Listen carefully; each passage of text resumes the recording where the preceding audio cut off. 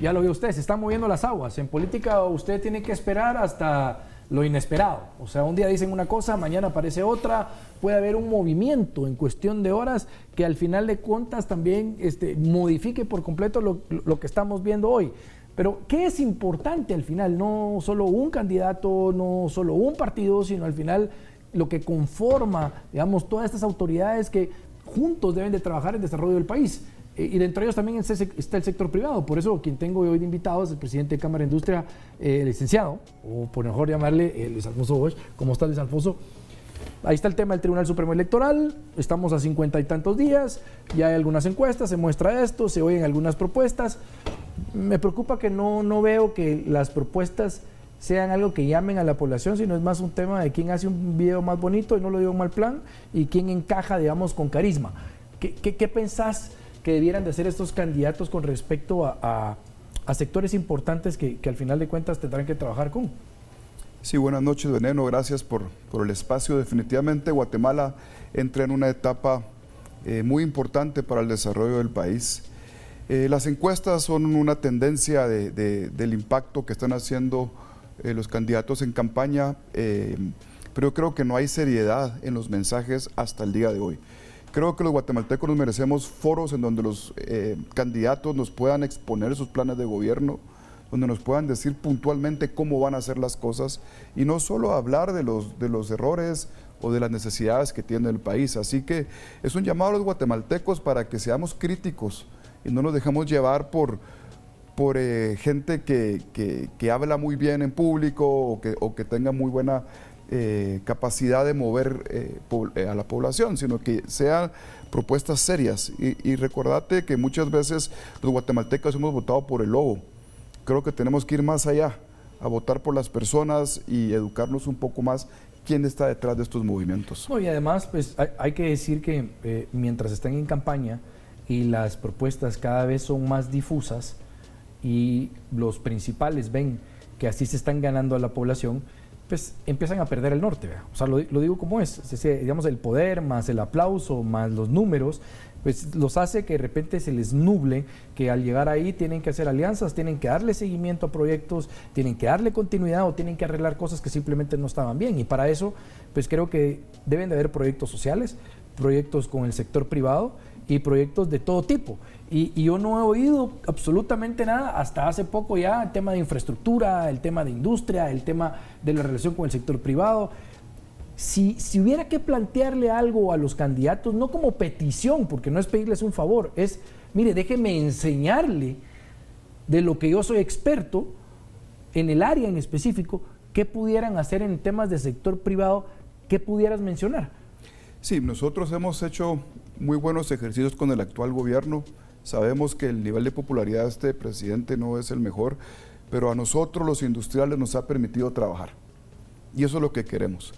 Hay 4 temas que nosotros le pediríamos al Congreso puntualmente y al partido que quede en el poder, que empuje. Primero es una ley de infraestructura vial.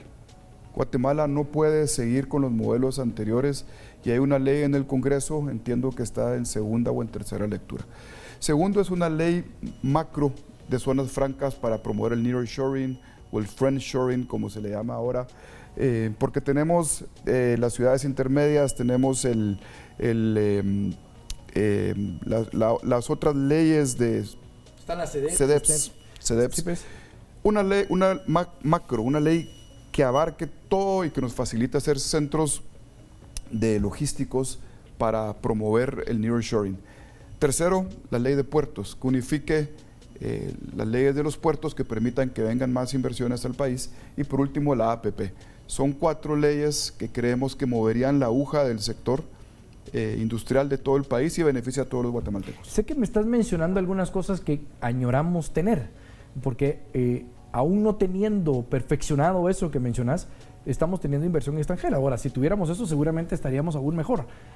¿Crees que podemos mencionar cuáles sí pudieran ser errores de un futuro presidente? Es decir, puede venir desde lo personal, que es que simplemente no pueda manejar la presión, que sea un tipo o una mujer que quiera controlar todo, que no escuche a la población, que no sepa por dónde dirigirse, o que simplemente cometa errores porque su rosca o sus asesores simplemente están buscando otra cosa que sea el beneficio del país. Grandes errores que crees que pudieran cometer, cerrarlos, taparse las orejas. Yo creo que el primer gran error que pudiera cometer un presidente entrante es no darle continuidad a las cosas buenas que hay. A nivel ministeriales hay cosas muy buenas que deberían de continuar, como el mantenimiento de la red vial, como el tema que se ha hecho a nivel, repito, de los trabajos de atracción de inversión a nivel del Ministerio de Economía, y creo que es hacer esta agenda de trabajo para tener una buena transición. Lo único bueno que nos ha dejado esta ley electoral y de partidos políticos es que deja un periodo de tiempo de entre 4 y 5 meses para que el gobierno actual traslade al gobierno entrante. Creo que es una época que hay que aprovechar para que los equipos continúen con las buenas prácticas y ejecuten su plan de gobierno a mejorar lo que no ha funcionado bien. Normalmente el tema político se centra en sectores, si querés llamarlo de alguna manera, ¿verdad? Que son sociales, son privados, públicos, lo que sea, pero hay sectores también, por llamarle de alguna forma, que son muchos, que son los jóvenes, que hoy en día se están capacitando, que están estudiando, que están en un técnico, que están en una universidad, que yo creo que cada vez están más desinformados y más desinteresados, pero al final es un sector privado el que les da las oportunidades de trabajo una vez graduados. Pero yo siento que el joven es el causante muchas veces de las elecciones y los resultados que tenemos. Y me van a matar con decir esto, pero es como quien dice, no, pues yo lo voy a dejar que fluya y ahí lo que pare, pues seguramente va a resultar, para no seguirte sumando. Es ese sector joven, ¿cómo hacemos para que entiendan que la política sí efectivamente determina gran parte del futuro de su comunidad, de su casa o de su récord profesional? ¿Cómo lo ves? Porque creo que están como muy alejados del tema. Si bien, por ejemplo, en Colombia, te pongo el ejemplo, Petro fue electo en su gran mayoría por jóvenes, pues Petro ya le dio la vuelta a todo lo que había planteado, se está volviendo loco. Pero aquí el joven o en otros lugares pues simplemente no se mete y no va a votar, pero quisiera tener lo mejor de los dos mundos.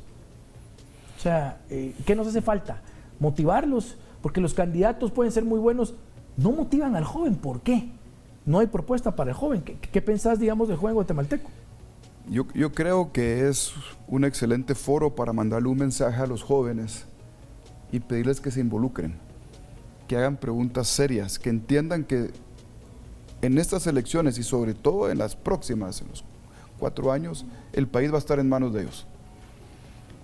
Mi petición sería que se involucren, que tengan acceso a estos candidatos y les hagan preguntas serias en foros cuando los visiten en sus departamentos, en sus municipios, que se enteren, que no solo lean el titular de la prensa o que no solo miren un TikTok, sino que vayan más allá. Hay cámaras empresariales, hay gente que está disponible para acercarse a ellos. Así que el mensaje es que por quien sea que voten estas elecciones, que voten por alguien que promueva el empleo, que promueva la inversión extranjera y que promueva la continuidad de los planes que sí han funcionado. No todo es malo en Guatemala. Otra cosa, Luis Alfonso, el país, digamos, usualmente se fija en quién va a ser el futuro presidente, pero obvian que al final de cuentas quien tenga una oposición fuerte en el Congreso es el que va a cortar el pastel.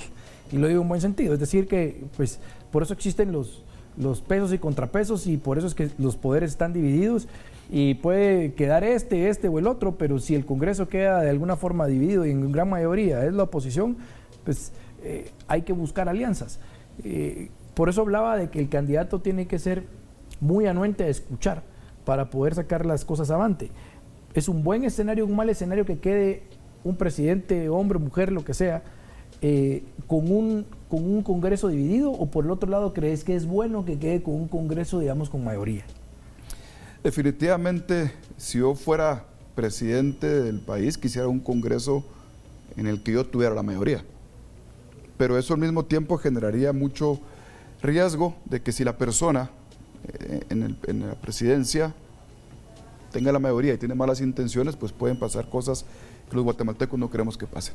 En síntesis, yo creo que la respuesta es pedir a los diputados que vayan a ser, del partido que vayan a ser, que se unan a una agenda de país, sin importar el color o la bandera que lleven. Todos los guatemaltecos sabemos lo que la población necesita, Todos los guatemaltecos sabemos que necesitamos infraestructura, servicios básicos para la población, calidad del gasto, Veneno. Nuestro problema en Guatemala está en la calidad del gasto, a nivel de infraestructura, a nivel de medicinas, a nivel de todos los servicios sociales, se resume en eso.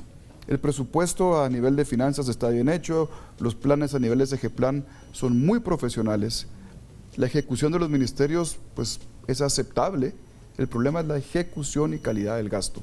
Así que yo te diría que ese es el llamado a los diputados que vayan a ser electos, que se unan en una agenda de país y que sean verdaderamente este contrapeso para que nadie venga aquí a hacer locuras o a cambiar el rumbo del país porque me dio la gana o porque yo me creo superior a y que la oposición sea, a ver, algo que le traiga algo al país, no una oposición por simplemente llamar la atención.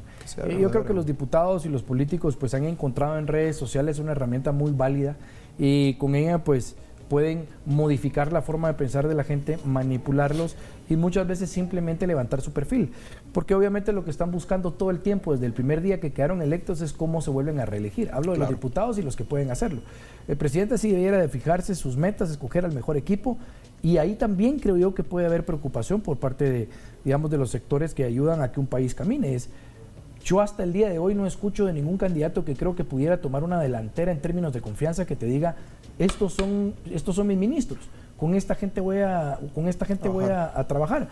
Y si bien hemos escuchado uno que otro de otras personas, es porque van a puestos de diputación o de alcalde, pero no su equipo. No hay una junta directiva en el sector privado que llame a sus accionistas y les diga, miren, ahí llegan el martes y el martes les presento quiénes son los de la junta directiva que les van a presentar los resultados. Es inviable. Te mandan una carta, la ley establece cómo se hace, quiénes son los directores, ellos mismos los nombraron, ellos son los que van a entregar los resultados. ¿Por qué aquí funcionan las cosas al revés? ¿Por qué no presionamos a que nos digan quiénes son sus equipos? ¿O es que crees que la gente simplemente no quiere trabajar con ellos?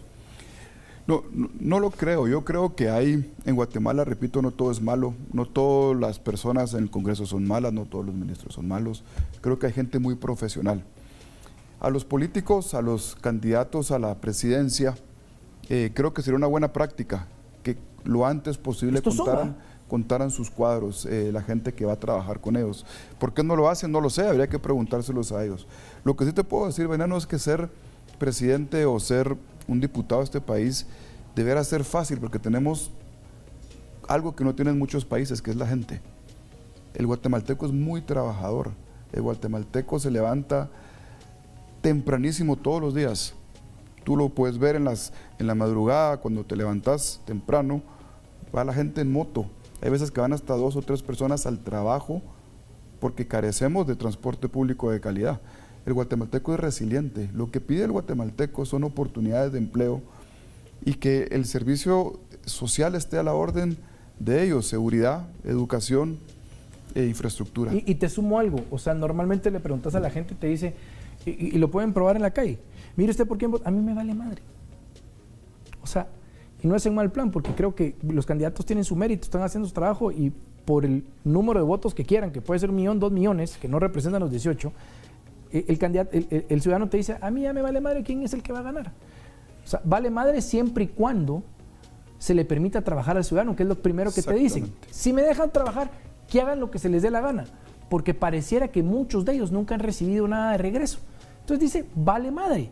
Ahora, cuando llega alguien que sí te mueve y perjudica con ideas raras el beneficio de la población, que creo que no nos ha pasado, ahí es donde tenemos que tener pesos y contrapesos. De lo contrario, se nos puede salir de las manos un país que macroeconómicamente es la envidia de muchos, donde tenemos inversión extranjera que es muy buena. Obviamente tenemos problemas de migración, obviamente tenemos problemas de pobreza, obviamente, pero que pareciera que en la medida que trabajemos juntos lo podemos lograr.